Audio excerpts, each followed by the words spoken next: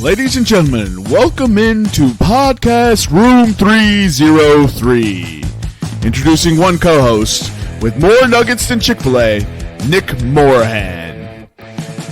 Executive producer until we find someone better, Eric Washington. Nobody really knows what he does around here, Nevada Putnam. And now, the single greatest thing to happen to hosting in history, Jermaine Antonio Colon Mendez. On with the show. Ladies and gentlemen, welcome into Podcast Room 303, episode 226. I'm your host, Jermaine Colon Mendez. This is my co-host, Nicholas Morahan. And as always, we have with us the EPE. On today's episode, we'll get into pop culture pick'em, top 5 white people sayings. We'll get into head-to-head, what the fuck headline, blind 5, and we'll talk about the World Series preview. We'll finish our NBA Futures series, and we'll discuss NFL Week 7 and get into the NFL Week 8 betting slate. Without further ado, how are you doing this evening, Nick? I'm pretty good. The mountains are blue. We have one entry into the World Series. From the American League. Let's see if Texas can finally win it all in their third World Series. I'm good. I would just like to remind the world that if the Phillies do make it to the World Series, Eric was not a Phillies fan last year, so therefore cannot claim that the Phillies made the World Series 2 years in a row. All in favor? Nay. Oh, damn. I say nay. But I also say, how you doing this evening, Eric? Doing good. Stressing right now because this piece of shit Corbin Carroll can't stop hitting the baseball. Phils are down 3-2 right now in the 6th. So, but other than that, Eagles got a big dub this weekend, so I can't complain too much. You'll find a way, though. No, I will. So how many points were allotted to the refs in that Eagles-Dolphins game? I mean, you can sit here and cry about it all you want, but it happens in every game, missed calls and shit. So it is what it is. Do you have any comment on the head ref being from Pennsylvania and previously being suspended for what do you call it? It's not unlawful, but for bad refereeing, like unfair refereeing. That's on the NFL for not doing their homework and not background checking. You can't blame. Look, that's a soft-ass fan base. The Eagles, you didn't hear the Eagles complain once last year after we lost the Super Bowl when there was blatant missed calls against the Chiefs. Whatever, it happens. It happens in the NFL. You didn't see Browns fans, or was it Browns fans? You didn't see Colts fans crying about the blatant missed calls. You just take it as it is because it happens in every game. Soft-ass fan base. Miami doesn't even deserve a franchise. They let Dan Marino go to waste. Greatest quarterback of all time. Let that motherfucker not win a World Series. Okay, 2 incorrect statements right off the bat.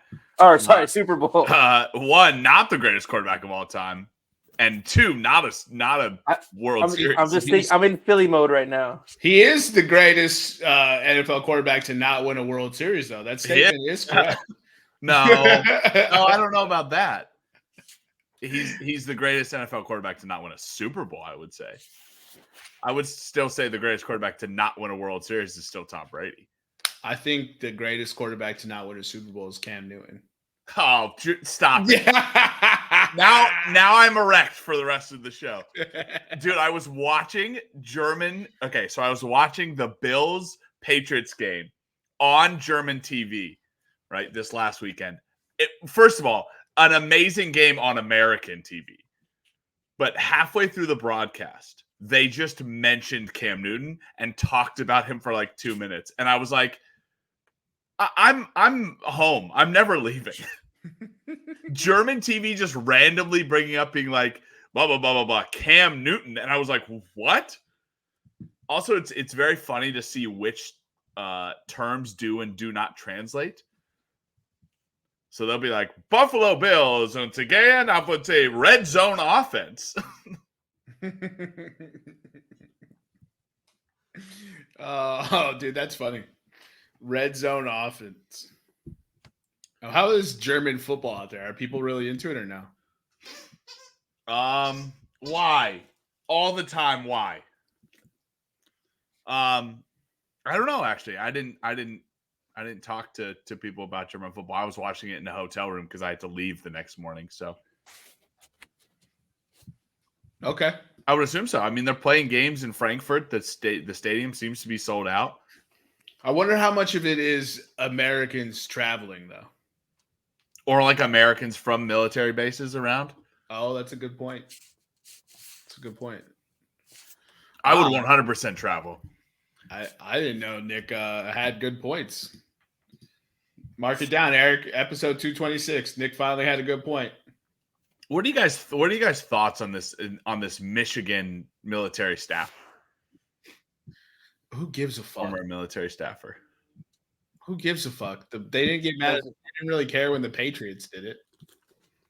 Or when every other college does it. Yeah, Yeah, bro. Like, but Harbaugh beats Ryan Day once. Hello, Kane. If somebody wants to participate on the podcast, I guess. What up, Kane? Put your big old noggin in here, dude. Stand up, Kane. Say it with your chest. Come on, you big dumbass. Come on. That dude's so fucking big. He thinks he's a lap dog. most big dogs do, dude. It's fucking wild.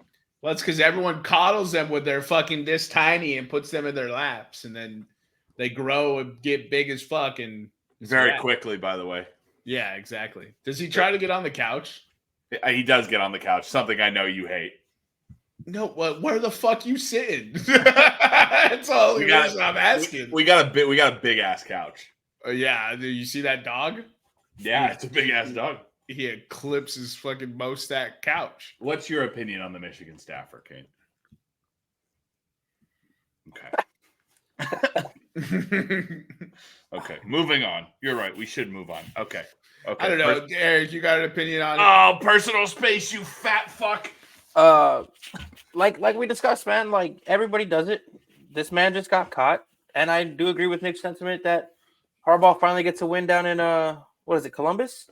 Yeah, and like up in Columbus or whatever, and now people want to make a big deal about it. But he's beaten Ohio State like twice in a row. Yeah, that's why, because they had the tape since the sign stealing. Yeah, let's not and let's not act like finally. Let's not let's not act like any competitive person or organization is going to do whatever it takes to have the upper hand. It is what it is. Michigan versus Ohio State series. Oh, weight room. Who are you referring to when you say weight room? Real Muto. Okay. JT Real Muto annoys the shit out of me. Is it because it sounds like you're going to stroke every time you say his name? JT Real Muto? I think I'm smelling toast. I'm having a stroke. Oh, boy. Michigan leads the series 60-51-6. Did you know Michigan is the winningest football team in the NFL, in the NCAA football history? No. I did not know that. I thought it was Texas. Do you know who number 2 is? Rutgers. Ohio State. Yeah. Wait, yes, it was Rutgers? No, it's Ohio State. Fucking Rutgers? Get back, Nick. Dude, they're back. They're back. Rutgers is back. Let's go. The greatest turn in Room 303 podcast history. All we've done is clown them for 3 years. They're back. Texas was number 5. Oklahoma was Oklahoma was not top 5. Alabama was number 4, and Notre Dame was number 3. Notre Dame. Just they have one national title? What a bunch of pussies. They got a bunch of national titles. It just came before they allowed black people to play. Well, then they don't count. I mean, they count them. I think if anyone, Notre Dame should be allowed to count them. They're the Great White Hope. They're the bastion of racism. They have not changed their motto since those days. So those count for Notre Dame. And so it begins, dude. The Lakers, I guess they finally lost. And the sad boohoo Laker fans are already coming out of the woodwork after week 1 or game 1. Trade them all, blow it up. LeBron is washed. I got a highlight that he hit the side of the backboard. That was pretty funny. Reggie Jackson pump fake LeBron into Olivia. And I mean, LeBron stepped on a shoe. But if we make fun of CP3 for Steph Curry dusting him, I'm going to make fun of LeBron for getting dusted by Reggie Jackson, of all people. Also, Reggie Jackson's new nickname is the Accessory. How many different fucking things does he have to put on to play a game of basketball? He's like linebackers in the 90s. It's like headband.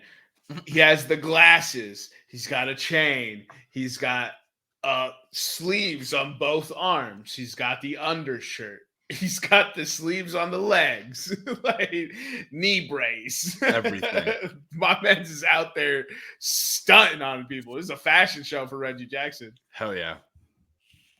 All right, let's get into pop culture pick 'em, Eric. All right, let me get this pulled up. All right. You guys can see that? Sweet. All right. So today's culture today's pop culture pick 'em is top 5 best white people sayings. The order is Jermaine, myself, and then Nicolas. Go ahead, Jermaine. Start us off. Oh, man. I have first pick. Si, senor. Let's go with more than one way to skin a cat. That's a good one. That's a good one. I know. I picked it. But thanks for confirming. I'm just trying to fill time. Well, because Eric can't talk and type at the same time. I was going to. All right, dude. My first pick is going to be, how about them apples? That's a good one. He's going to say that. How about I'm as the white representative of this podcast.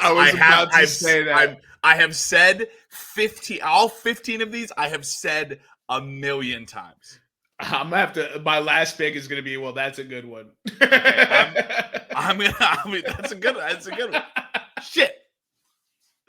My first pick is gonna be the Midwestern exit, which is well. It is a very key knee slap and a whelp.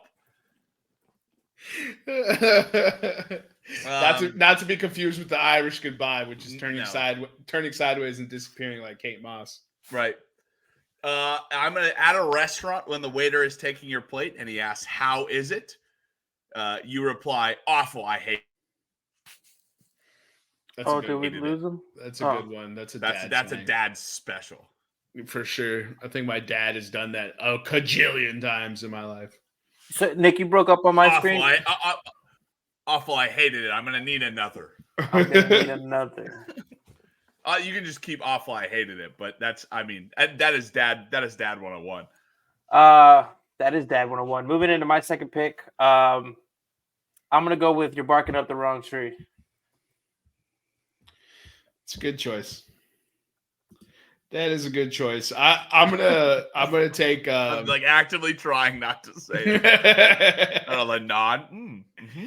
So it's whatever rendition of this saying you want to go. A lot of people will say "butter my backside" and call me a biscuit, or "slap me on the ass and call me Sally." That's my personal favorite. So I'm going with "slap me on the ass and call me Sally." That one will definitely, if you're married, get a slap from the wife for sure. For sure.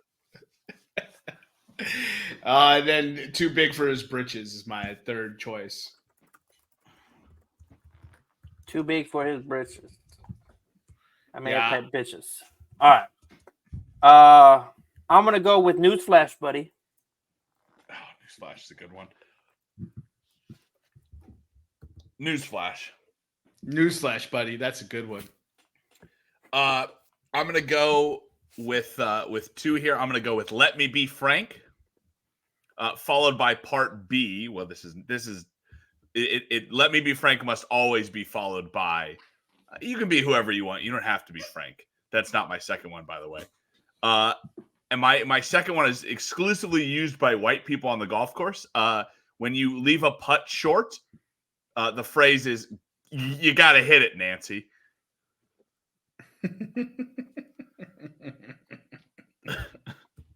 Got to hit it, Nancy? Yeah. I've always got a little time for some sexism. So you got to hit it, Nancy.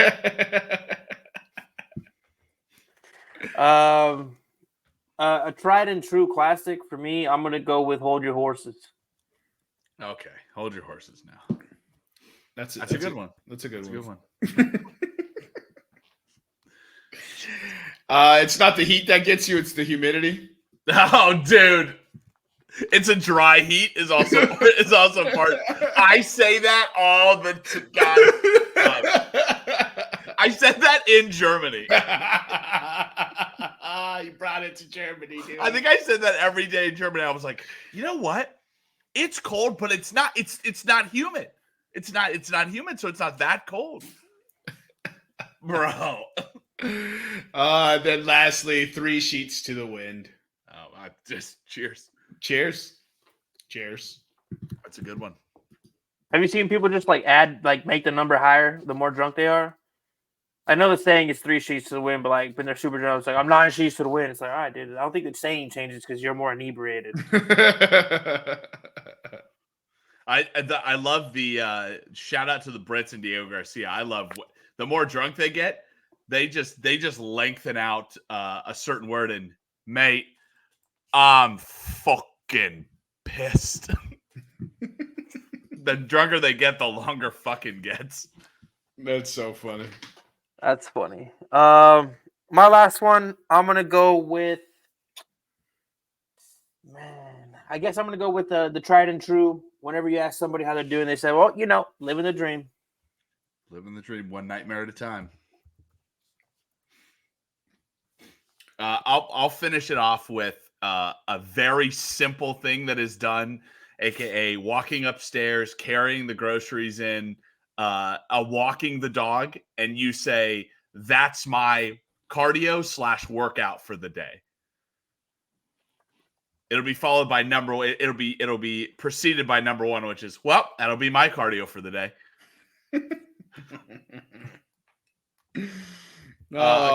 A couple of honorable mentions for me, since as the white representative, I had to come prepared. Well, fuck me sideways. That's a good one.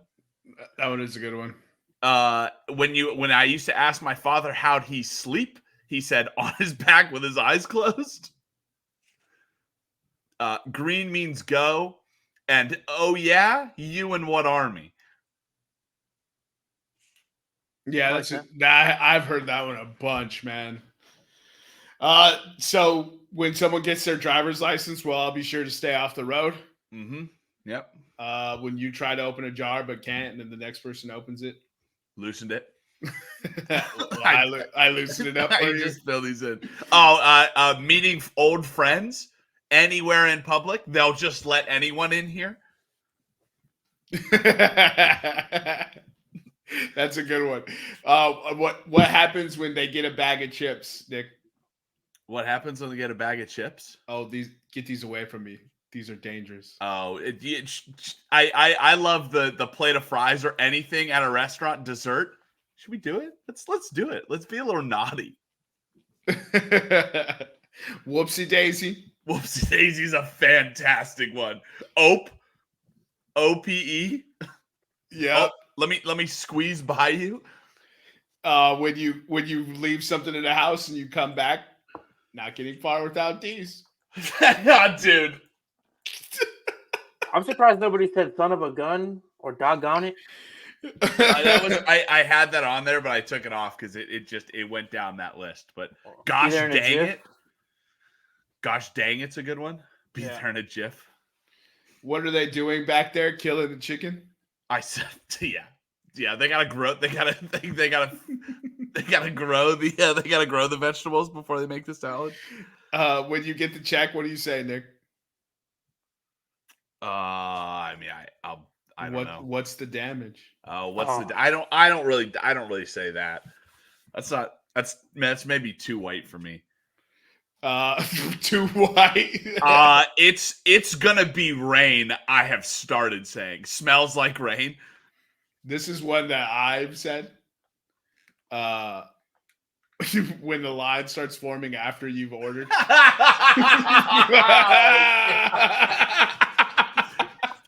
Eric just said one that fell out of favor post like 1865. So. Oh boy. Oh. 1865. Excellent year choice. Yeah. We came at the right time, bro. Good Oh God. boy. All right, that's all. I could do this all day. Those fucking sayings crack me up, dude. Let's go right into head-to-head, Eric.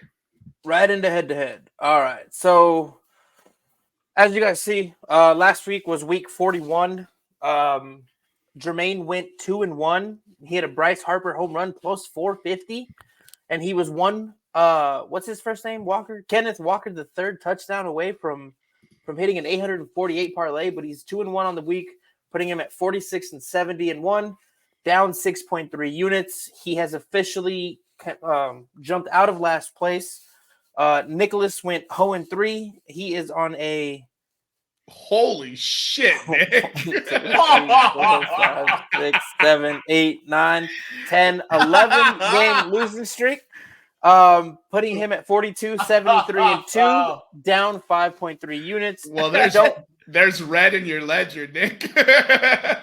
I have just been trying to, by the way, if you look at Eric, tell the people who aren't watching on YouTube what my odds have been. I'm just trying to concoct the most deadliest. Oh yeah, I mean he hasn't had minus odds in weeks. He's got the 678, 1872, 437, 550, 737.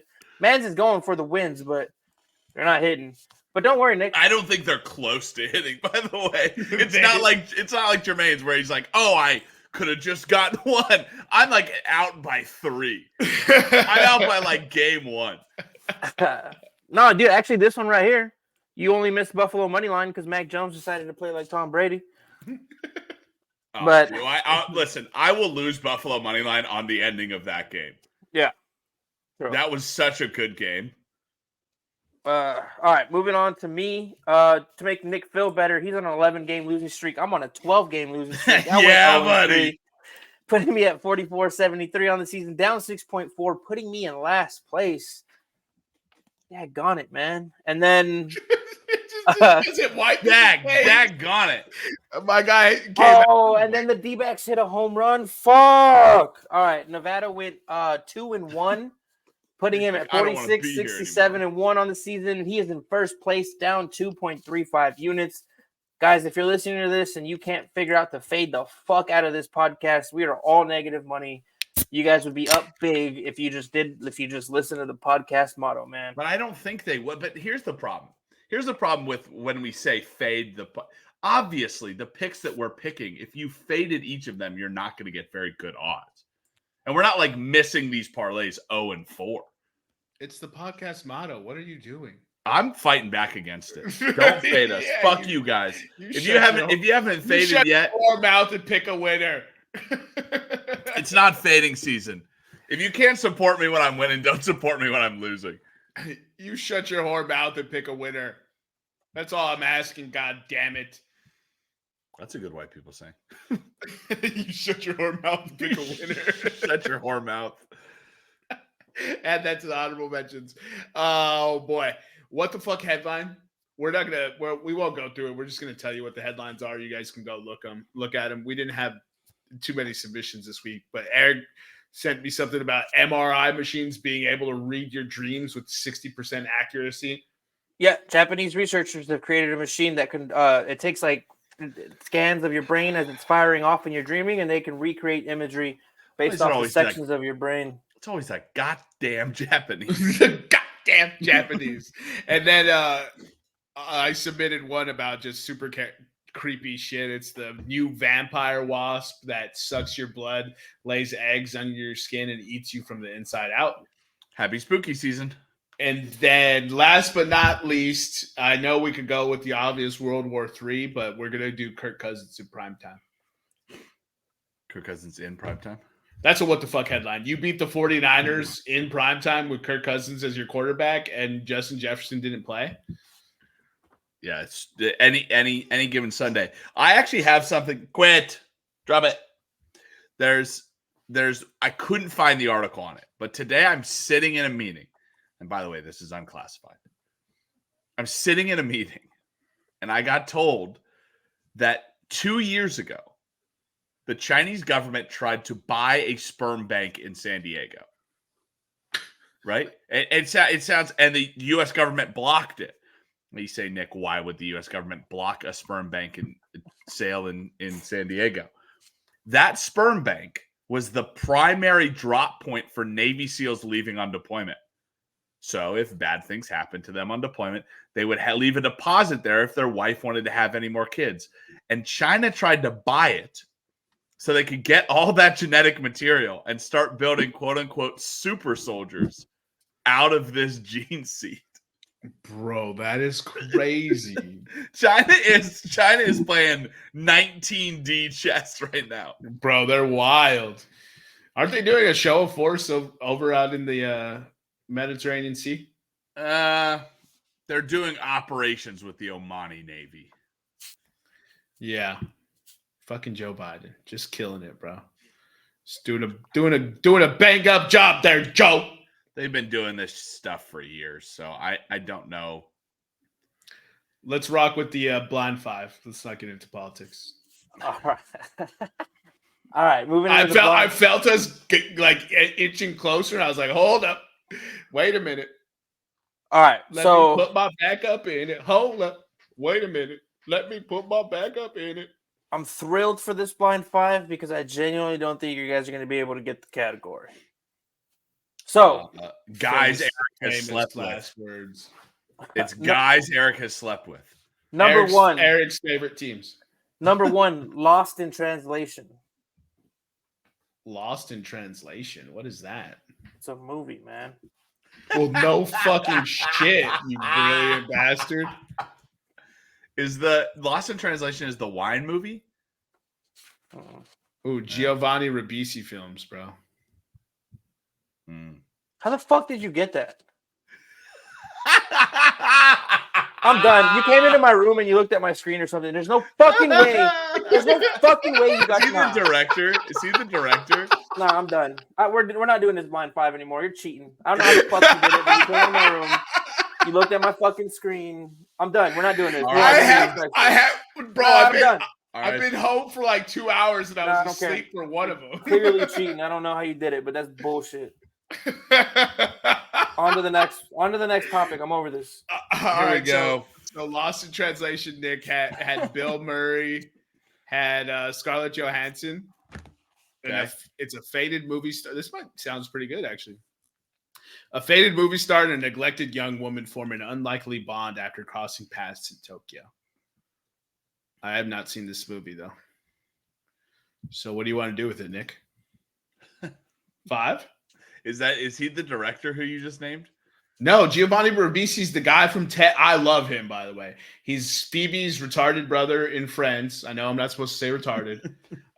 But he's also in Ted. He's the villain who tries to steal Ted, and he dances with the Coke and the straw. Yeah, okay. I didn't know that was his name, but he's in about every movie ever. I love him as an actor. That's how come I guessed it. That's why it's funny that Eric is so salty, bro.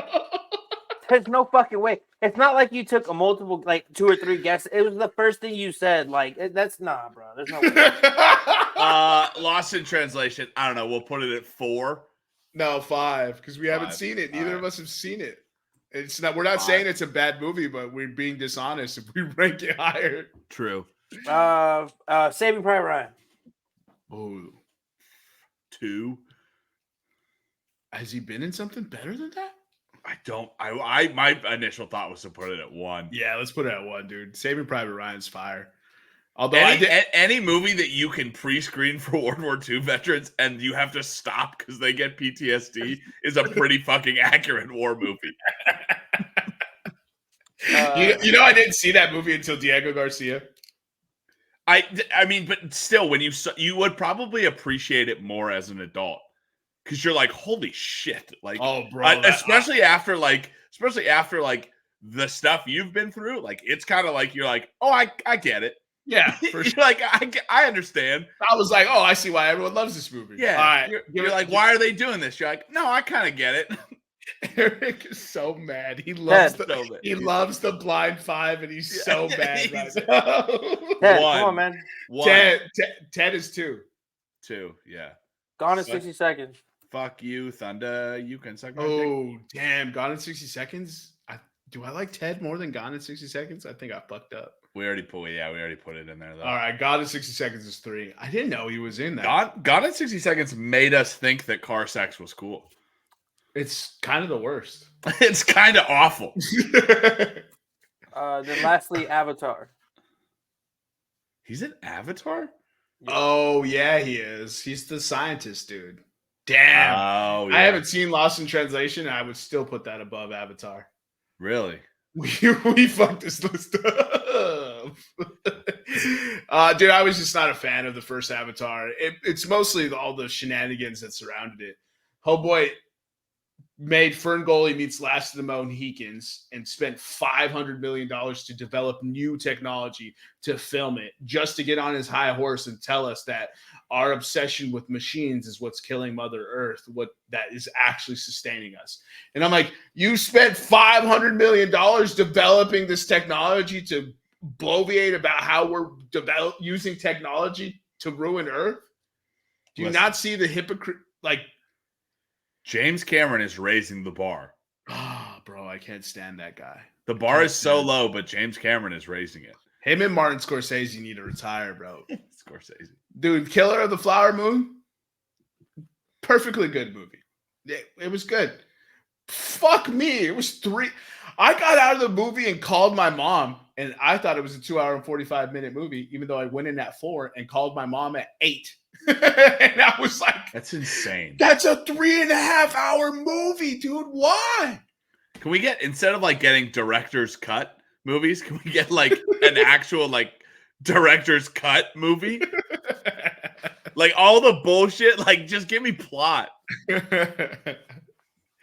All right, so that wraps up. Eric is, by the way, for those of you not watching on YouTube, Eric is furious. By the way. Eric is the Phillies are losing. We figured out his blind 5. He's furious. There's a lot of personal shit in my life going on, and then group chats, like people talking shit. Like it's just like this is one of those times where I just want to find a puppy and drown it, but I can't. So I just got to live with it. Jesus Christ. We're drowning puppies now. He didn't mean it. He didn't mean it. Not your puppy. He didn't mean it. No. Look how sad you've made him. Some Skeezus puppy. Look how sad. He didn't. All right. So the MLB update is as follows. The Houston Astros lost Game 7 at home to the Texas Rangers. Final score, I believe, was 11-4. Yep. Also, for a betting nugget, Bruce Bochy, the Rangers manager, has never lost a Game 7. Dusty Baker has never won a Game 7 as a manager. Yeah. So are we still on the Dusty Baker isn't a good manager train? I've always been on that. You guys are on I'm glad he's retiring. He's not. The Stros just didn't want him back. I thought he said he didn't want to come back. Well, that's probably if a team doesn't hit, that's like, you can't fire me, I quit. Yeah, how many of those have we seen? You know what I mean? That's how we don't want you back. He's like, well, then I quit. Just know how Bill Belichick, yeah, exactly. I quit. When Bill Belichick agrees to step away, just know that Robert Kraft was like, get fucked, old head. Well, didn't they just sign him to an extension? Hold on. They signed him in secret in the offseason to a lucrative extension. Or lucrative. I don't know the details or anything, but Bill Belichick is a sorcerer, bro. He just be operating in silence. He is Emperor Palpatine. He really is. So another betting nugget, Houston Astros. Eric told me this. Houston Astros didn't win a single game at home this postseason. Damn. So everything they did was on the road. Which, hold on. They could have won the first series without winning at home, right? No, it just in the ALCS, not. Oh, okay. And then what looks like is coming to fruition because of fucking fairy fuck Corbin Carroll. The Phillies are 0-3 if they don't homer in the first inning, and they're 3-0 if they do homer in the first inning, and they did not homer in the first inning today. So it looks like they're going to drop to 0-4. Bill Belichick's annual salary is $20 million. Get fucked. That's that Kobe Bryant. That's that Kobe Bryant Twilight contract. Remember when Kobe signed that 2-year, $55 million contract, and you were like, Jesus, Kobe after an Achilles tear? Yo. Jesus, that's a thank you for your service, Bill. Yeah, exactly. They were like, hey, you got us. What is it? 6? How many years? Yeah, 6. How many years, Eric? You know, it doesn't say. It just says he's gonna be here until he fucking dies. No, dude, that's a. Hey, Bill, we're gonna pay you $20 million for like max 3 more years, and then you're getting the fuck out. I think that's what it is. They're giving him a ton of money Yeah, so that way yeah. he can retire. Yeah. But 2 years, Bill, and then you're the fuck out. He's 70. He's 72 years old, and he's signed what they believe to be a 5-year extension at $20 million annually. holy shit, they gave him $100 million. There's clauses built into that, dude. I guarantee. Oh, for sure, bro. You don't know how much is guaranteed. Yeah, but he's not even the oldest head coach in the league, though. Yeah, it's Pete Carroll. Pete Carroll, bro.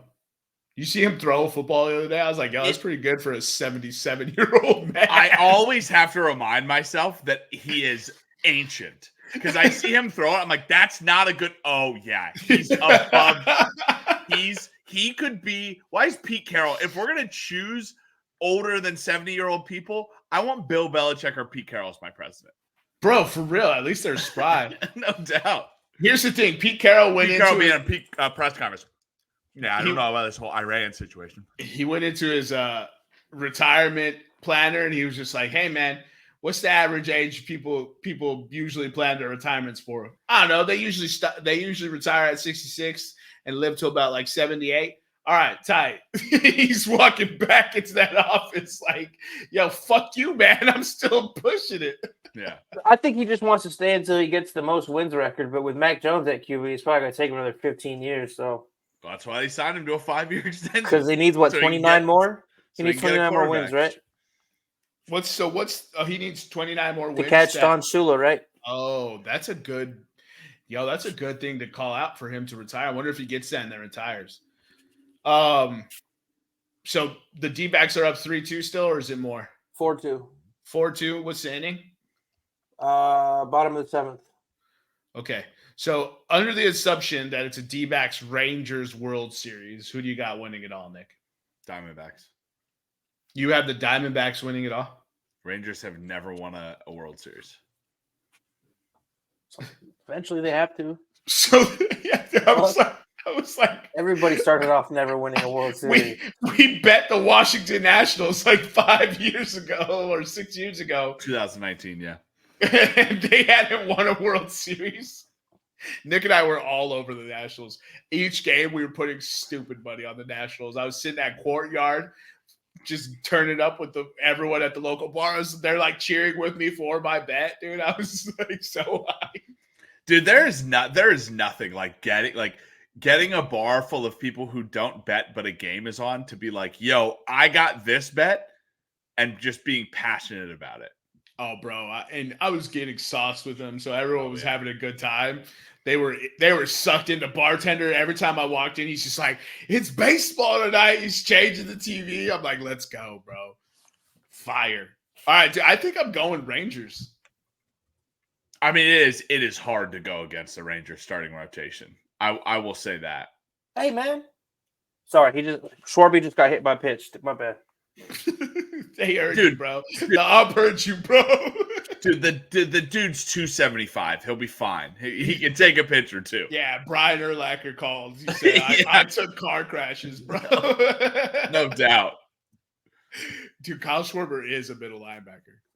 Give that man a neck roll. He'll hit 40 more home runs. Bro, by the way, the Mike Wallstott of the MLB. Players in MLB history to hit under 200 and over 40 home runs, Kyle Schwarber. That's it.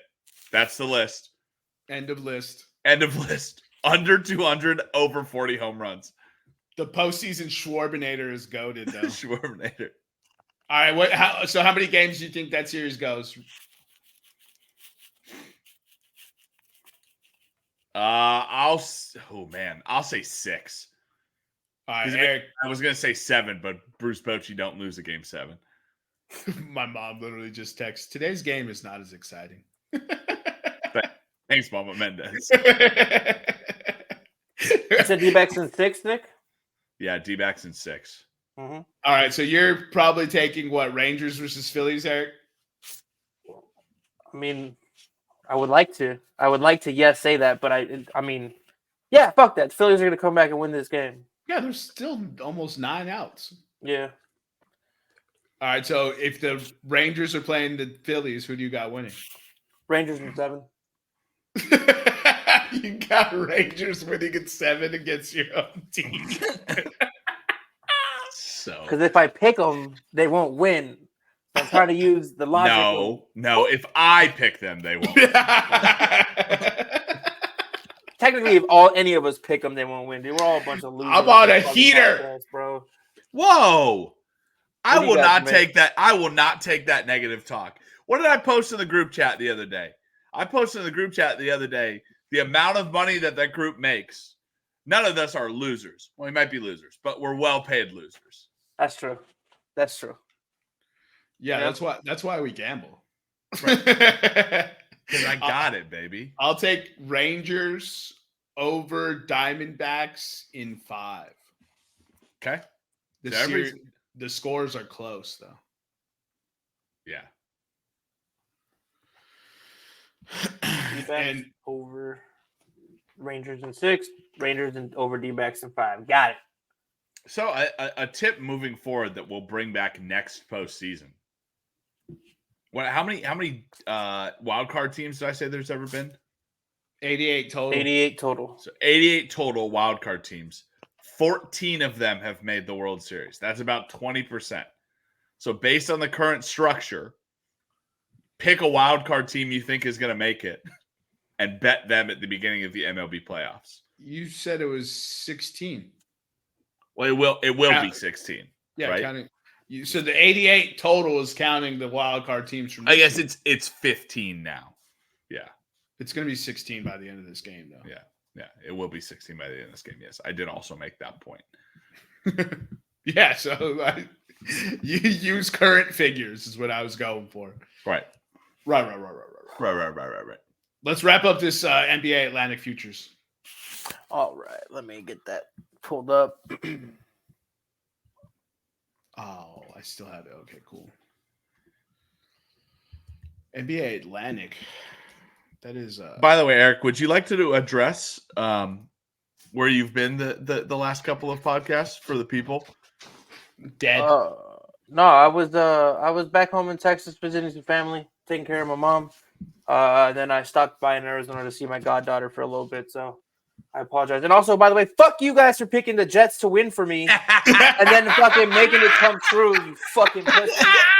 Dude, we are, by the way, I don't know if we can go back and find this. We need an intern. When we pick games for you, Eric, we are locked the fuck in. Yeah, I left with a negative record, and you guys picking for me got me to 6-6. We don't lose Eric bets because we just pick bets we know you will hate and won't pick. Yeah, like the New York Jets fucking money line. I was so mad when I heard that, and I was hungover, and I turned on the Eagles game, and I had just listened to the podcast. I was like, "There's no fucking way. There's no fucking way." Plus money, dude. Guess what happens? Fucking Lane Johnson has a sprained ankle and can't fucking play football like a pussy. Ooh, here's the Jets money line, baby. Always hits. Oh, weight room. Fuck. Canaccord. Okay. All right. I have a question. Eric. When the guy is hitting the ball out into the outfield and you say weight room, how deep is it going? The guy's back is touching the wall. Okay. All right. That is appropriate. Or maybe like this much space from his back to the wall. That is appropriate. As long as the guy goes back to the warning track, you are allowed to say weight room. Okay, good. Yeah, 2 out, 2 on. Trey Turner just flew out. Harper's on base or at bat. This is for all of it here, boys. That was good. You sounded like a European who's just learning baseball. Hey, Harper's at bass bait. Dude, listen, I'm nervous. I'm pissed off. And we got to get this going, guys. We got to get Atlantic Futures. All right, so you guys want to jump into this NBA real quick? Yeah, I asked you to read the line. All right. My bad. So We're doing the Atlantic Division this year. Last year, the first place Boston Celtics are predicted to be the first place again this year. Finals odds plus 500. To win the division, minus 210. To make the playoffs, minus 6,000. To not make the playoffs, plus 1,800. And their over-under is 54.5. It's because it's on two different screens, dude. You're like a goddamn chameleon trying to look at the game and the fucking odds at the same time. My man's just reading like it's the first time he read out loud. Eric's like, they did plus 500 and the teacher called on him to read out loud in class. He said, "Yeah, we're doing the Atlantic." Here and just send it to you guys. Send it to you guys back in the studio. You mean like the last two podcasts? Home run? No. Okay. Out. Ending over. Boston added in free agency Delano Banton, O'Shea Brissett, Wenyen Gabriel, Svi Mikulik, and Lamar Stevens. They acquired Jrue Holiday and Kristaps Porzingis via trade.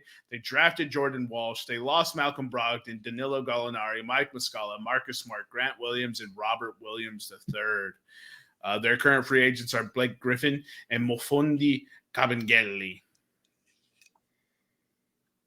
All right, so Nick, what are your thoughts on this? I think basically, and correct me if I'm wrong, they basically traded Marcus Smart and Grant Williams to land Kristaps Porzingis. Yeah, they got rid of them to open up the Kristaps Porzingis. Yeah, and then they moved Robert Williams and Malcolm Brogdon to get Jrue Holiday. So I love Jrue Holiday, right? I think Jrue Holiday has been a baller at every single team he's been to. Is Kristaps Porzingis going to stay healthy? That's the question you got to ask. And I think Marcus Smart and Grant Williams, while maybe not true scorers on the Celtics, brought a lot of toughness to this squad that will be solely missed. And we won't realize what they brought for a little bit. Let me pull up the standings here. Last year, the Celtics won 57 games. They're predicted at 54. Man, that's a perfect line.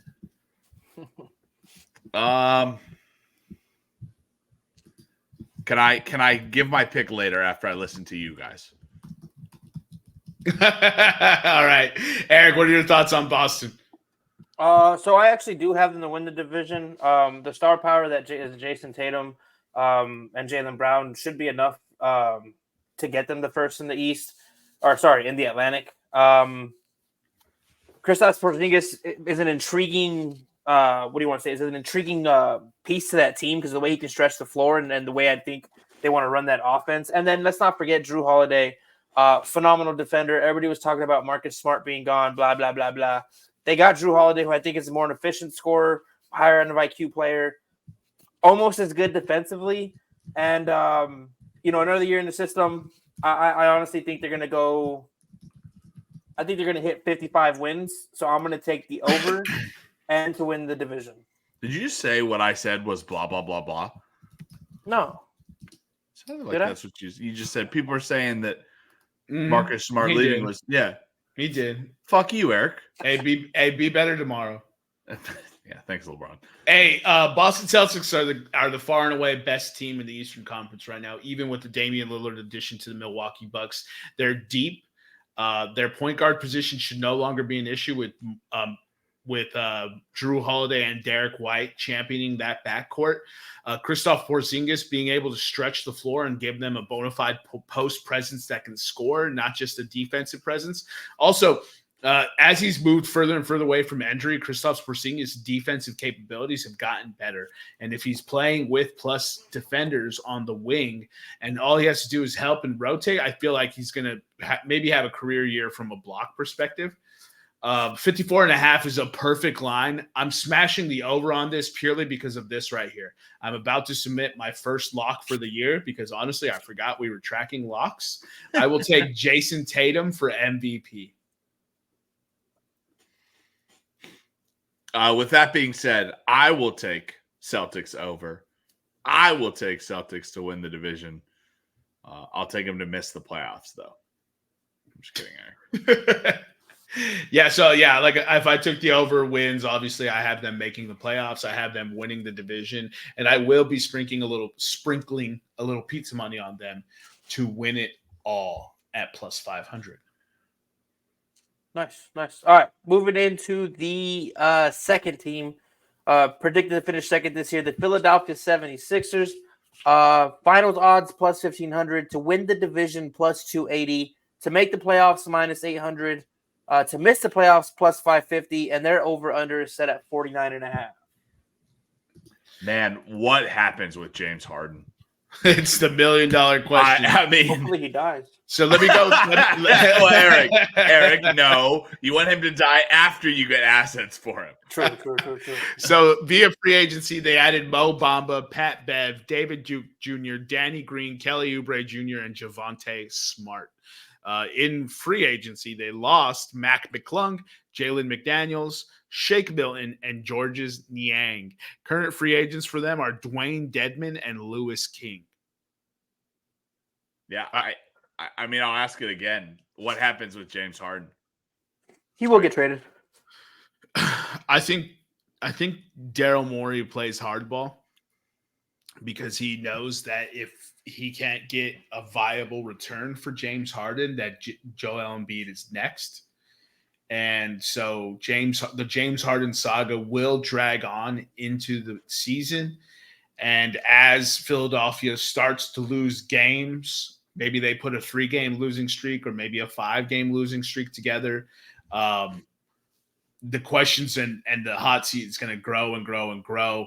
And you might actually see Joel Embiid ask for a trade closer to the trade deadline, which is very, very unfortunate. The Philadelphia Sixers have bungled the process, and we are at the culmination of a slew of horrible organizational decisions that is going to put them right back into the dumpster fire they were prior to drafting superstar Joel Embiid. Ben Simmons, Jahlil Okafor, Michael Carter-Williams, Nerlens Noel.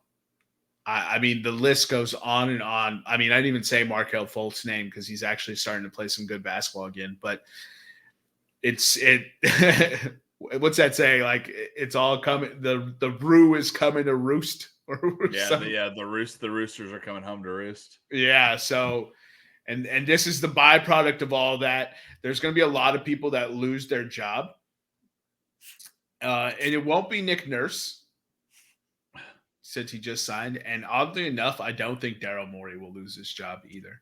I'm gonna go a high road and a low road with this. I think if James Harden gets traded and they're able to fill out the backcourt a little bit, right? They're big.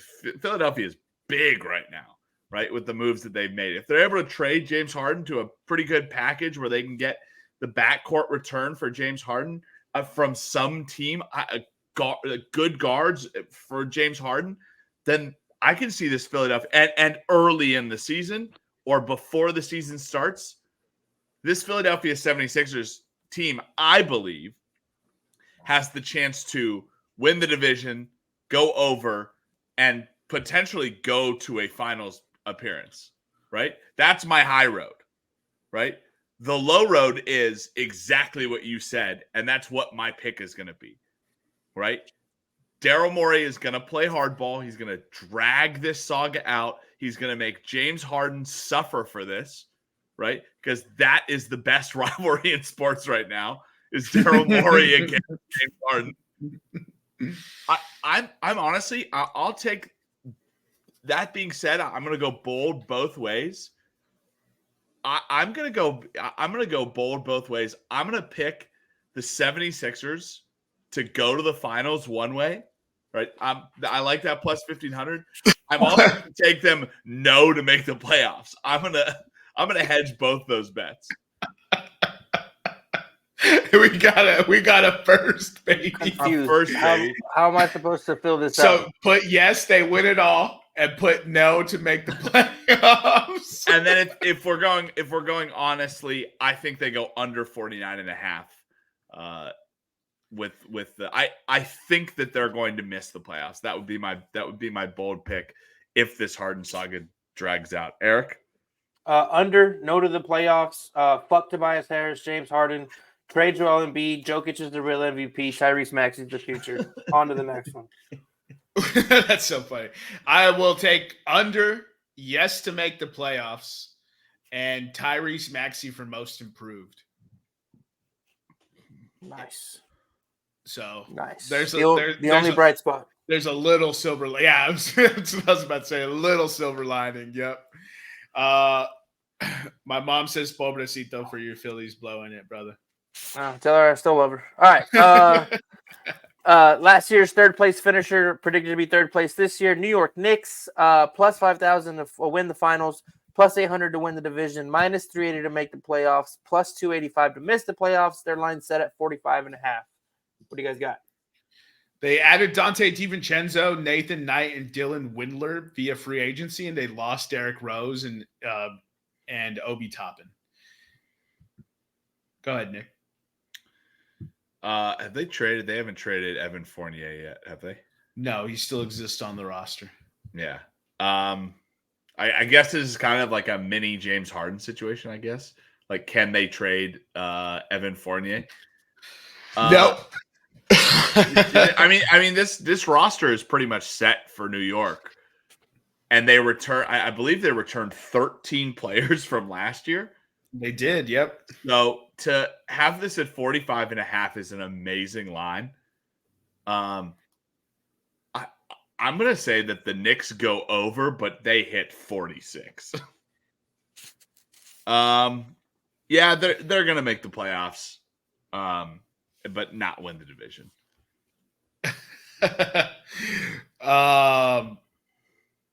I have 3 teams that can make the playoffs from this division.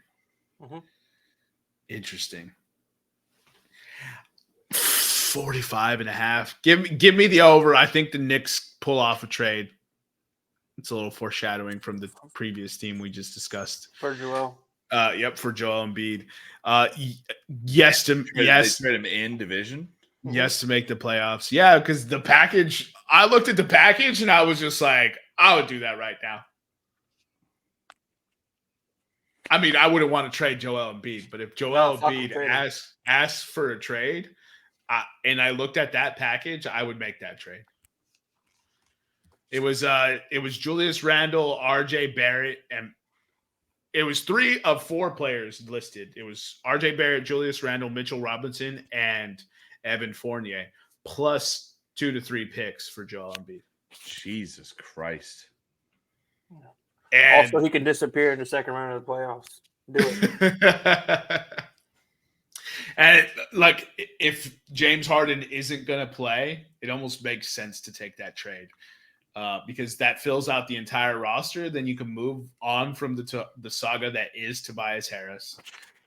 You can move on from James Harden with proven NBA players. Exactly. It's kind of how guys that have playoff experience. And you imagine the chip on the shoulder those guys would have coming there. And they'd still lose in the second round of the playoffs. Eric, shut up. They're going to go there, and that plus 1,500 is going to be looking pretty good when it's plus 150. Could you imagine? They trade James Harden for Trey Mann plus picks. They trade Joel Embiid for the package that we just discussed, right? You probably keep Tobias Harris at that point and let him walk in free agency. But that team versus Joel Embiid and the Knicks as presently constructed in the second round of the playoffs, fantastic, would be amazing.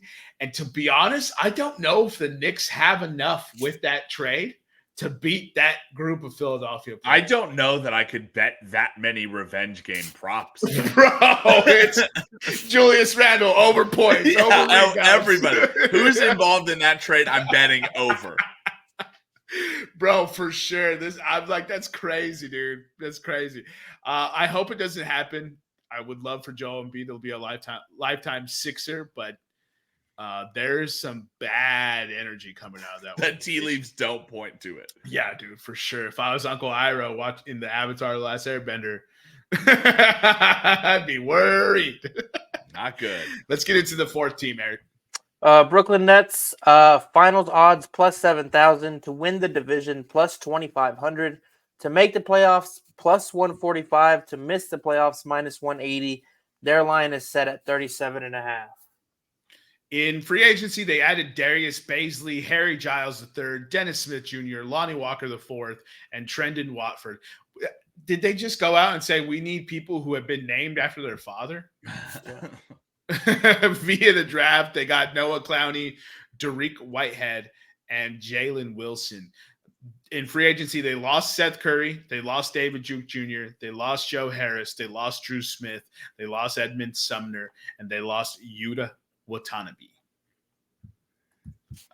Yeah, I think the win total at 37.5 reflects the guys they lost, right? Re-signing Cam Johnson was pretty good. I think the Nets view him as part of their core, probably with Mikal Bridges.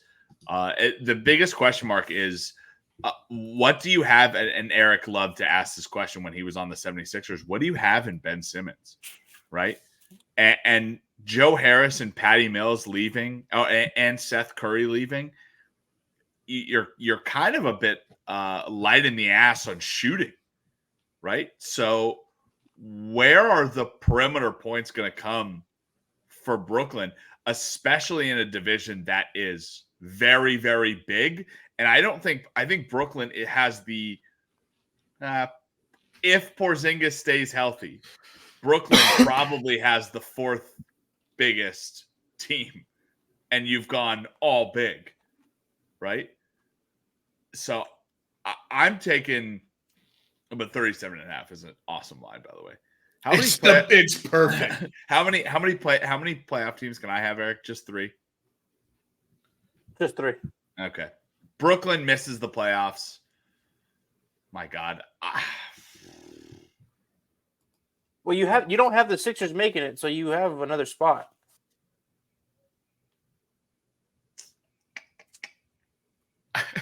Yeah, but he's not convinced about that. But I'm not convinced about the 76ers not making it. He also has Detroit making it. So what the fuck is Nick doing? Hell yeah, dude. Yeah. Hell yeah. In the words of JC Mendez, I drafted a decent basketball team the other day. So, suck it, haters. By the way, we had our fantasy draft in basketball the other day. I picked names that I knew and did pretty well. I'm pretty sure. How was the mood at the house when you saw my picks? Was it like, what is he doing? I called a lot of your picks. I mean, I called a lot of the people's picks though. So, but yeah, I was like, oh, I saw John Collins on the board. I was like, oh, Nick is for sure taking John. You had to have seen Michael Porter Jr. on the board, and no, I was like the obligatory nugget, bro. Yeah, I was biting off fingernails. I was like, 3 picks left. Don't take him. Because I knew when it was coming back to you, I knew you knew who I was going to pick, and I expected you to do, except for the last pick. Did you expect the last pick? Who was the last pick? Victor Oladipo. Oh, no, dude. I forgot how much you love that guy, dude. When healthy, Victor Oladipo is a top 5 guard in the NBA. That's so wild. You 14 years ago. You shut your whore mouth. I might be operating off 2007 NBA knowledge. I don't know. It's the last time I played NBA Live. I don't know who the players are anymore. Vince Carter is still in the league, right? I'm going under for the Brooklyn Nets, but I think they win 37 games. I'm going to go over. I think they win 38. I'm going, yeah, dude, that's how good that line is. And I'm going no to make the playoffs, and we'll get into the Toronto Raptors here because nobody really cares about our basketball league. All right, Toronto Raptors, 5th best odds to win the finals, plus 10,000. To win the division, plus 3,500. To make the playoffs, plus 175. To miss, minus 220. And their over-under is set at 36.5. It's kind of hard to read this team, but via free agency, Jalen McDaniels and Dennis Schroeder were added to the team. They drafted Grady Dick 13th overall, and they lost Delano Banton, who signed with the Celtics, and Fred VanVleet, who signed with the Rockets. Will Barton is currently an unrestricted free agent. Yeah, I'm pretty sure Toronto has the opposite of the 76er problem. I think they have 93 guards right now on their roster, right? And I think one center. And it looks like they're going to trade Siakam, right? I mean, I can't tell you what the fuck they're going to do. So, I mean, I think that's the thing, right? Are we expecting like Dennis Schroeder has been a backup point guard for most of his career, right?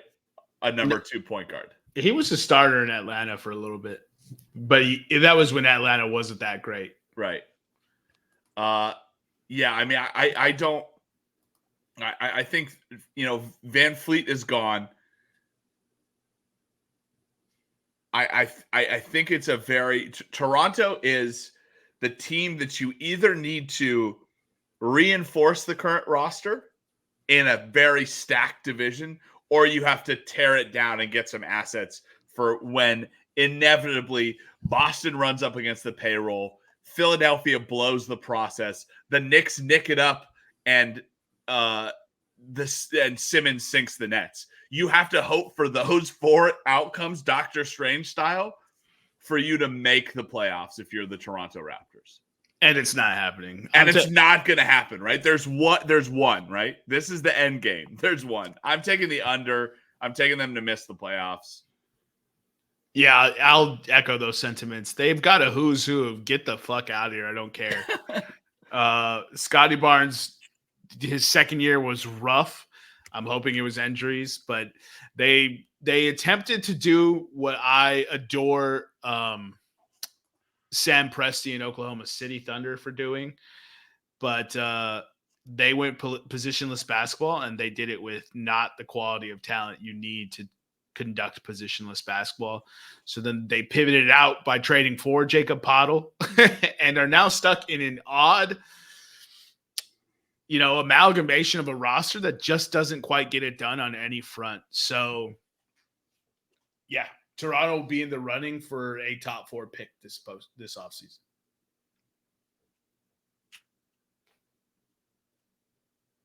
I like it. Eric, thoughts? I have them under and not making the playoffs. I want to touch back to the Brooklyn Nets. I have them over and making the playoffs, and I have Ben Simmons as a comeback player of the year, and Mikal Bridges as a top 5 MVP voter, finish getter, top voter getter. Yeah, whatever. Just top 5 finish. Top 5 finisher. He likes to finish and get it. Yeah. Gets it and finishes. All right, what are your takeaways from week 7? Who are you shouting at? Either one of you, speak. AJ Brown, right, is now with 10 receptions, 137 yards last year. He went over 125 yards in a game for the 5th straight time. There's only been one player since the AFL-NFL merger to have a streak of 5+ games at 125+ receiving yards. I don't know if you guys have ever heard of this guy. His name was Calvin Johnson, maybe. But a pretty good friggin' wide receiver. OBJ in 2014 had 4 games of over 125 yards. Andre Johnson had 4 games of over 125 yards. And RIP, Josh Gordon also had 4 games of over 125 yards. The league killed that man. Second takeaway, Jermaine posted it in our group chat today. The Steelers added to their longest active streak of consecutive games under 400 yards. They now have 53 consecutive games under 400 yards.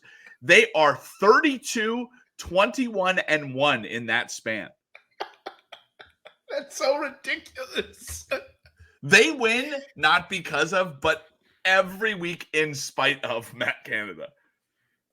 Mike Tomlin, bro, he's quickly cementing himself as the GOAT.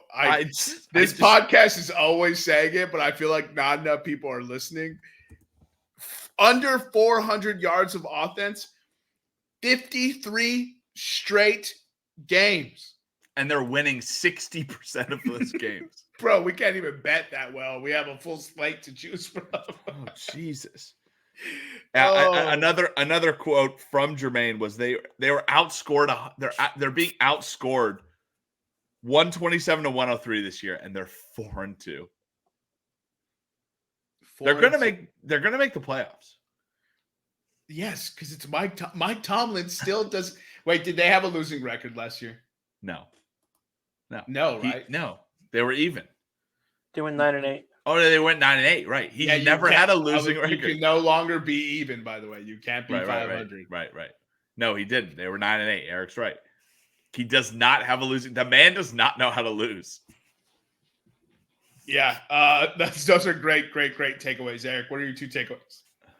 I guess my first takeaway would be that the NFL is a fickle bitch.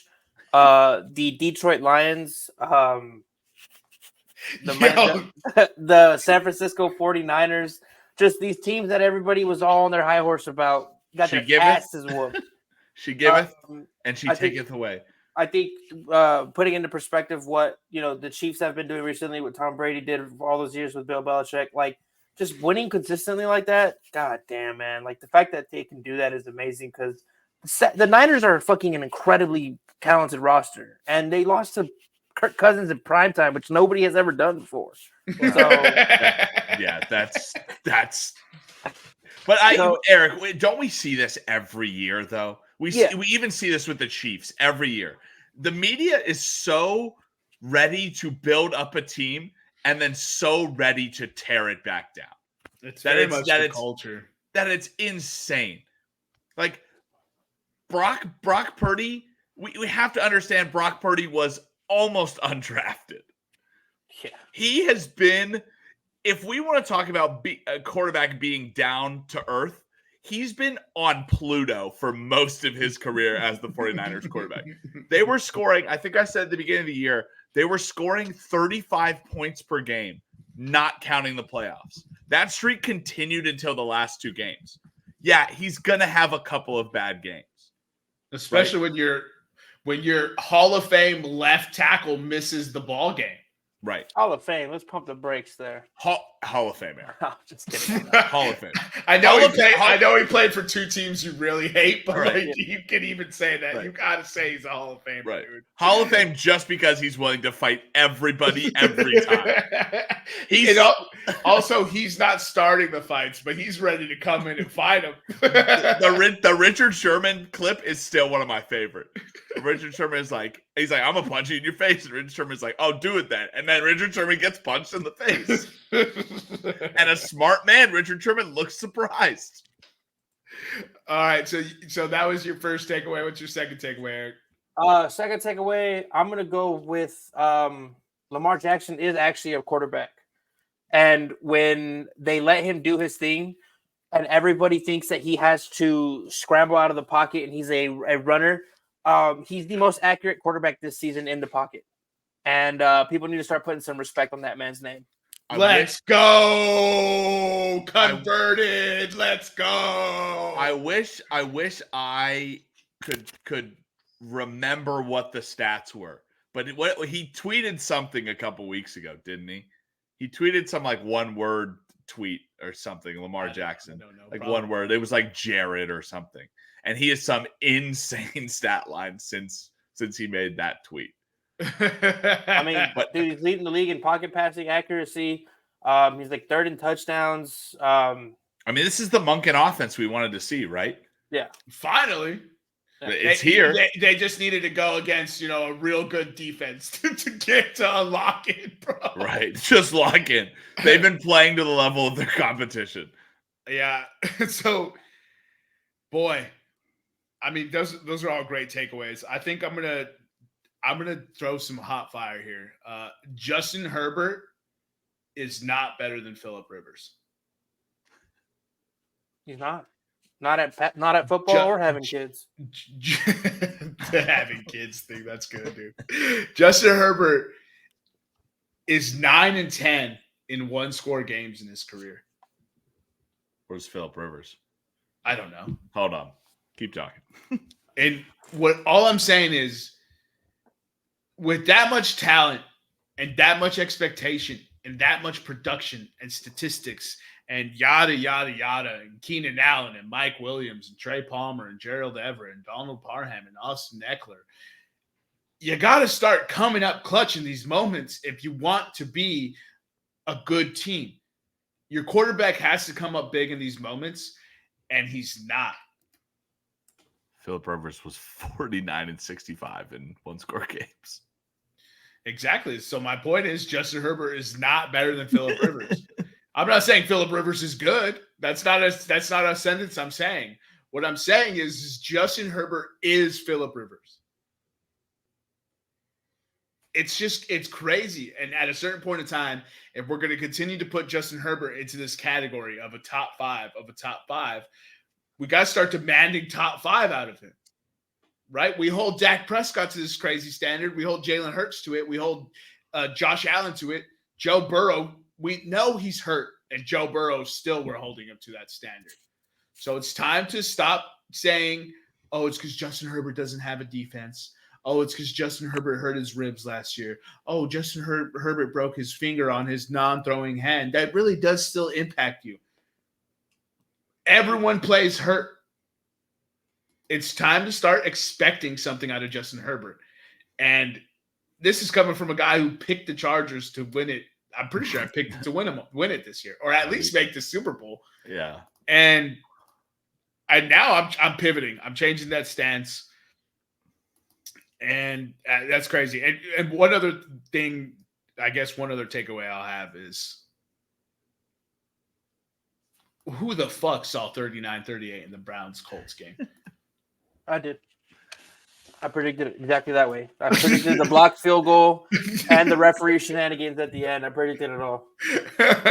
Bro, in a week where we came on the podcast and said, do not start riding unders, fade unders, ride overs. It's going to start hitting. The Colts went out and put up 77 points versus the Browns in a quarterback matchup that was Gardner Minshew versus PJ Walker, in a running back matchup that was Zach Moss versus Kareem Hunt. The ghost of Kareem Hunt wasn't on a ball team to start the season. What in the hell happened in that game? That is absolutely insane. 77 points. That game felt incredible. It felt like it went to multiple overtimes. That's how long that game was. I've never seen so many crazy plays happen over and over again. And if I was to tell you that the Browns scored 39 points, what would you expect Amari Cooper's stat line to be? 11 for 150 and 2 tutties. Nick? Yeah, I'd agree with Eric. Yeah, I'd probably say 12 catches. 2 for 22. Yeah, not useful anymore. Bro, it's absolutely insane. I'm going to say this so everybody out there has to bet Amari Cooper props next week. He's dead. Here's a further crazy statistic to no pass catcher caught a touchdown in this game for the Browns. Jesus Christ. Yo, speaking of this game, can you tell me who the top 3 rushing leaders in the NFL are right now? You already know number 1, so just talk number 1. Like rushing yards? Rushing yards, yeah, correct. Mostert? No. Oh, I thought you said I already knew number 1. Yeah, you don't know who number 1 is? Was it Christian McCaffrey? Yeah. Christian McCaffrey, okay. 598. I thought it was because I kept betting Raheem Mostert. Uh-huh. Can you guess number 2? Number 2, rushing yards. Is it Kyron Williams? No. But he was hurt, so he's not on that list anymore. Zach Moss. It is Zach Moss, 523. Okay. And then I had to guess number 3 now. You don't have to. I'm just saying DeAndre Swift because I'm an Eagles fan. Oh, I was gonna say Kenny 3 Sticks, so I wouldn't have gotten it. Where's Kenny 3 Sticks on that list? Let's see. Complete leaders. Kenny 3 Sticks is at 8. What the fuck? Who's number 4? Mostert? Number 4 is Etienne Jr. Oh, I don't know. Number 5 and 6 are the Miami Dolphins backfield. Number 7 is Kyren Williams. Okay, so I had guys around there at least. The fact that Zach Moss is second, though, it just tells me that Jonathan Taylor doesn't deserve to get paid, and Jim Irsay was right. Fire takeaway. Let's get into the Week 8 betting slate, Eric. All right. Don't pay running backs. Don't. When Zach Moss is out here second in the league in rushing, why would you give Jonathan Taylor $15 million a year or whatever? Or whatever he's asking for. Nick, you want to hit us with your nuggies? Yeah. So I'll run through them pretty quickly. Kirk Cousins, by the way, just to cover Week 7 and honorable mention takeaway. Kirk Cousins, now 2-9 straight up as a dog, 3-6-2 against the spread. At home, which is maybe the line we should have taken. He's now 5-3 straight up, 4-3 against the spread. That doesn't make a lot of sense there, Nick. Huh. Well, we'll have to look at that one later. You rarely do. That's and 6-2 to the under. Monday Night Football, he is 3-4 straight up and against the spread, and 6-1 to the under. So glad the under hit. A couple of teams that I found nuggets from coming off the bye. So the first team is going to be Dallas. So Mike McCarthy with the Cowboys since 2020, he's 2-1 both against the spread and straight up. However, with Green Bay from 2006 to 2018, he was 13-6-1 against the spread, 13-7 straight up. Give me Dallas minus 6.5. Mike Vrabel, coaching the Tennessee Titans since 2018, 5-1 against the spread and straight up. I'll take Tennessee money line. Tennessee also plus 2.5. The New York Jets playing the New York Giants. Robert Saleh since 2021 is 0-2 against the spread and straight up. Giants, give me the Giants money line. Give me Giants plus 2.5. Frank Reich, his first year as the Carolina head coach. However, the previous 5 years he was in Indianapolis. In those years with Indianapolis, Frank Reich 4-1 straight up, 4-0-1 against the spread. Give me Carolina plus 3, Carolina money line. We'll go to a couple of divisional games here. Minnesota traveling into Green Bay. The total for the Minnesota Green Bay has been over 43.5, 3 of the last 5 years. I wanted the over in that game. New England traveling into Miami. New England has lost 3 in a row and 4 of the last 5. Miami has won each of the last 3 games by at least 9 points. I'm going to go out on a limb here, go against another nuggie where we fade favorites and take Miami minus 9.5.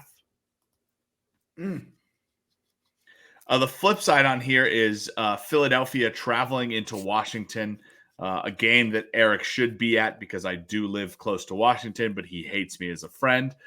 Philadelphia is has won the last 2 and 4 out of the last 5. The total has been under 44 or under 43.5, excuse me, 4 of the last 5. Give me the under 43.5. And 3 of the last 4 Philly wins have come by at least 10 points. I will also take Philly minus 6.5. That stadium sucks, by the way. Yeah, that stadium does suck, by the way. So, Eric, I don't blame you for not being out here. That was just me talking shit. I have seen one game at FedEx Field, and I was like, I watched the game one.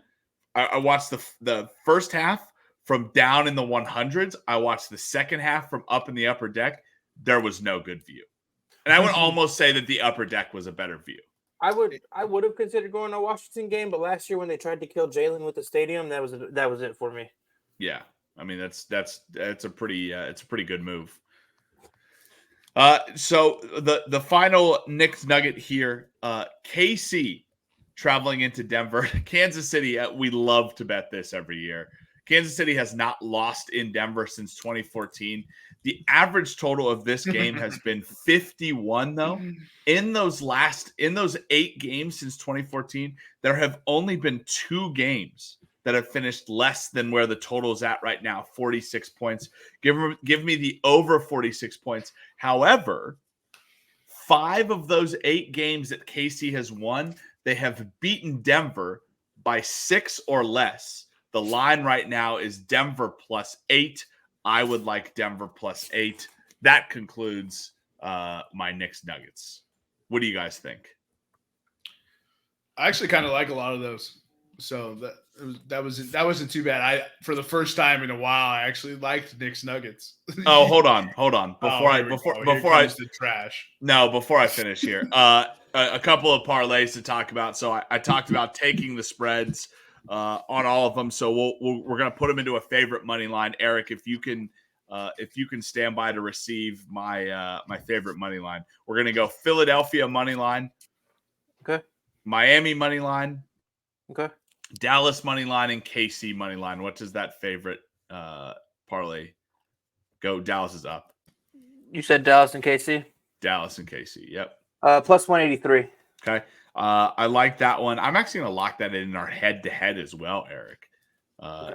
If you want to put that in. And then also this week, I think you should bet them all on the money line, the dogs that I've talked about. But Eric, can you clear that parlay and give me a Tennessee, New York Giants, Carolina parlay? All dogs. Tennessee Giants plus 962. 962. Okay, I will also take that. Also, finally, before we get into your guys' week 8 bets, fuck the NFL. What the fuck is up with this about all these bye weeks? Not bye weeks. Yeah, no bye weeks. And let's count them here. 1, 2, 3, 4, 5, 6, 7, 8, 9. 1 p.m. games. What the fuck, guys? You couldn't. Yeah. You love to do two Monday night games at the beginning of the season. Just do like 2 Thursday night games or 2 Monday night games or something. Don't give me 9 1 p.m. games. It's insane. They had 6 bye weeks last week. 0 this week. 0 this week. Insane. All right, what do you guys got? The scheduling is just crazy, bro. Give me Tampa Bay Buccaneers plus 8.5. I know that the Bills are going to be pissed off, but I like what I've seen from the Bucs this year. This game's going to be closer than expected. I'll take the over 42 as well in that matchup. Tampa versus Bucs, you said, or sorry, Buffalo. Bills. And you said yeah, that's a Thursday night matchup. Over 42. Okay. Shoot, Philadelphia and Washington, I'm staying away from. New England Patriots, I think big time win for them over the Bills. 29 points is impressive. Miami Dolphins love to beat up on lesser competition. I think this is a Miami Dolphins get right game. I will take the over 47 in this matchup. I will say though, if you want to bet this, Miami normally doesn't hit their stride until the first half or until the second half. I would bet Patriots first half spread. Okay. Yeah, I'm taking the over 47. I think the Dolphins can get 30 points, and I don't until Jalen Ramsey and Xavier Howard come back for that secondary. I think the New England Patriots can score points on this defense. And they might not be able to beat a real team, dude. Yeah, but it's jury's still out. I'll take New York Giants money line. I'll take the Giants money line. Okay. I'm going to take the Cowboys to cover. The Rams offense sucks without a run game, and Kyron Williams being out is a big deal, as evidenced by this past week, which is why I chose the Steelers. So until they are able to square away that run game, I'm going to fade the Rams. So I'll take Dallas minus 6.5. Watch the line movement. If you can get Dallas minus 6 or Dallas minus 5.5, I'd be shocked if you can get it that low. but that would be a great bet. Give me Pittsburgh Steelers money line. Jacksonville Jaguars are going to have a letdown after that big Thursday night win. They shouldn't have that win, and so therefore Pittsburgh will surprise them. Foster, dude. And we'll move into the next matchup: Minnesota versus Green Bay.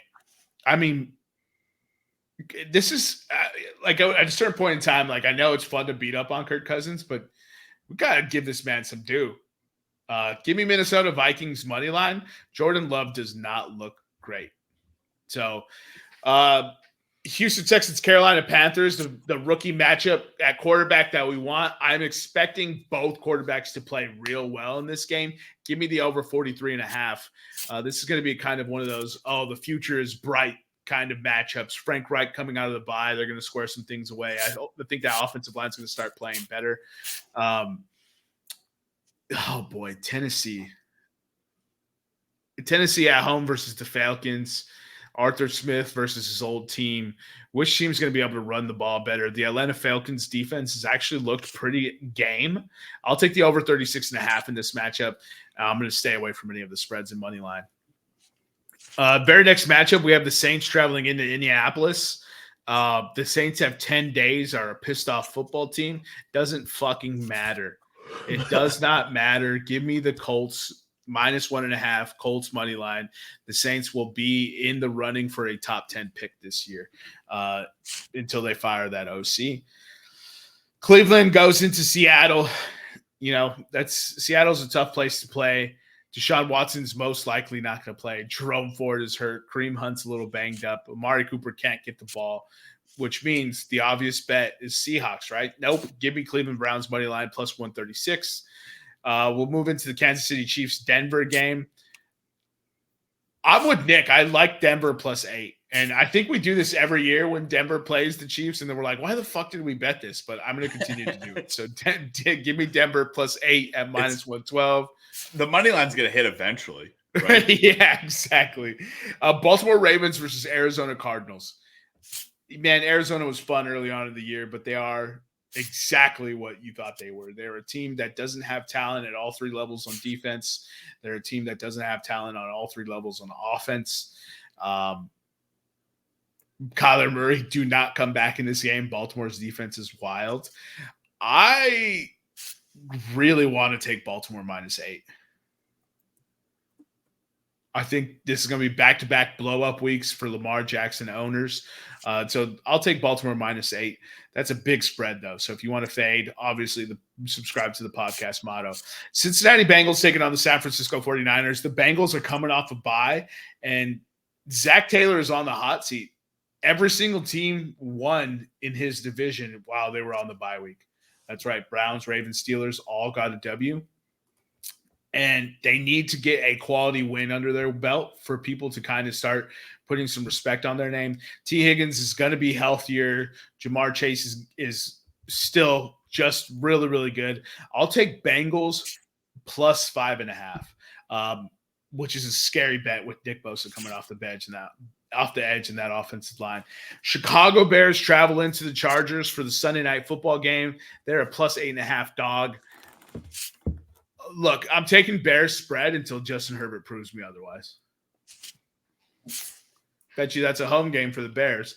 And last but not least, we have Monday Night Football. Las Vegas Raiders, also a +8 dog versus the Detroit Lions. Las Vegas Raiders, if Jimmy G is back, the spread is great at +8.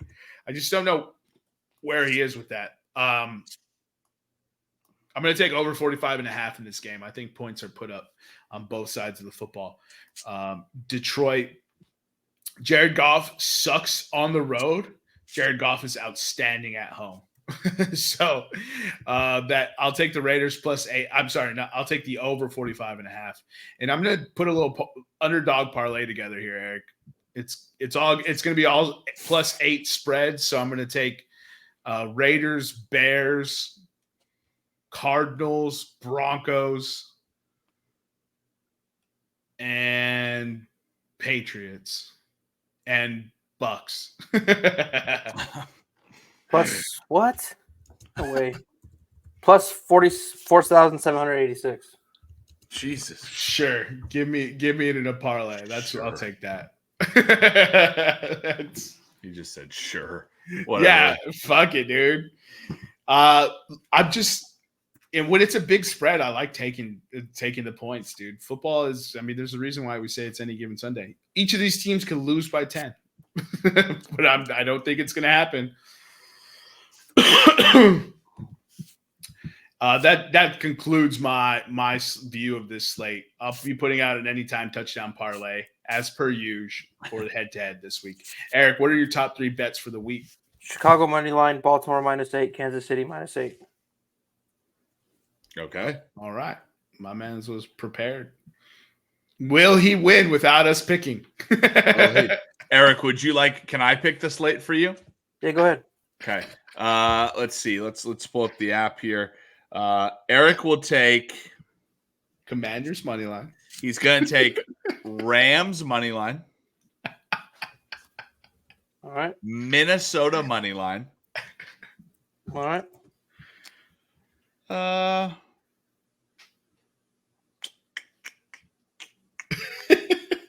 And Cincinnati continues San Francisco continues a spiral. Give me Cincinnati plus 5.5. Cincinnati plus 5. So Rams money line, Minnesota Vikings money line, Cincinnati plus 5.5. Correct. Got it.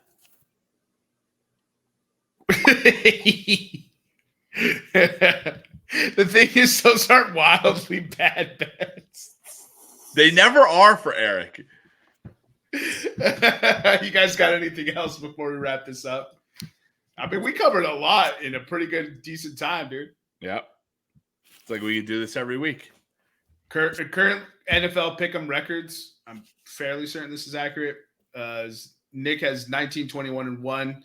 I'm 17-25-2. Wow, we have 3 pushes already. That's crazy. We're barely in week 8. EPE is 6-6. Did the D-backs win? Yeah, the D-backs won 4-2. As soon as I get out of this podcast, I'm gonna leave the group chat and then mutilate myself a little bit. Just fall damage on Spider-Man. Just do this. Just do this. Take 2 hits to the vape pen and mutilate your dick. You'll be fine. You'll be perfectly fine. And then go right to bed. On that note, follow us on Instagram, Twitter, and YouTube at Podcast Room303. I'm your host, Jermaine Mendez, for my co-host, Nicholas Moorhan, and our executive producer, EPE. We'll see you next time when you come on down and step into the room.